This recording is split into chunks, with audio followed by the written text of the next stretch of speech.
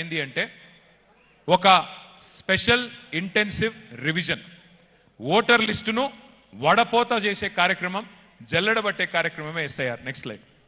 ఏం చేస్తారు ఇందులో? ఏం చేస్తారు అంటే మీకు రెండు విషయాలు చెప్పాలి. దేశంలో ఎస్ఐఆర్ అనేది మొదటిసారి జరుగుతలేదు, ఇది 14వ జరుగుతూ ఉంది.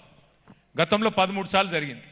చివరిసారి ఎప్పుడు జరిగిందంటే 2002లో జరిగింది. మరి 2002లో చేవెళ్ళ అనేది అప్పుడు జనరల్ కాన్స్టిట్యున్సీ, తర్వాత 2009లో ఎస్సీ కాన్స్టిట్యున్సీ అయింది. 2002లో అప్పుడు ఆంధ్రప్రదేశ్ రాష్ట్రం ఉండే, తెలంగాణ రాష్ట్రం లేకుండే. సో ఇప్పుడు ఏం చేస్తారు? మొదలు 2002 ఓటర్ లిస్టు, 2025 ఓటర్ లిస్టు, మొన్నటి లేటెస్ట్ ఓటర్ లిస్టు రెండు పక్కకు పెట్టుకొని చూస్తారు. చూసి ఏం చూస్తారనలా? ఫ్యామిలీ మ్యాపింగ్ చేస్తారు. అంటే ఏంటిది? ఇప్పుడు అక్కది కౌకుంట్ల అనే ఊరు, చేవెళ్ళ కాన్స్టిట్యున్సీ.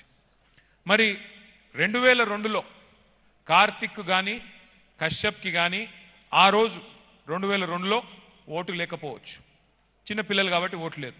మరి 2002 ఓటర్ లిస్టు 2025 పక్కకు పెట్టుకొని చూస్తే శ్రీమతి పట్లోళ్ళ సబితా ఇంద్రారెడ్డి గారు ఆ రోజు ఓటు అక్కది ఉంటుంది.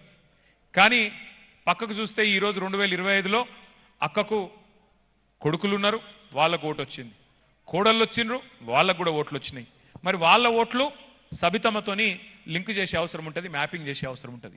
దాన్నే ఫ్యామిలీ మ్యాపింగ్ అంటారు. సో ఇప్పుడు రేపు అక్క ఇంటికి పోయినప్పుడు, కౌకుంట్లకు పోయినప్పుడు అక్కడ బిఎల్ఓ గారు, బిఎల్ఏ గారు. బిఎల్ఓ అంటే ఎవరు? మీ anganwadi teacher, booth level officer. BLA అంటే మన బూత్ లెవెల్ ఏజెంట్, మన పార్టీ వాళ్ళు. ఏం చేయాలి?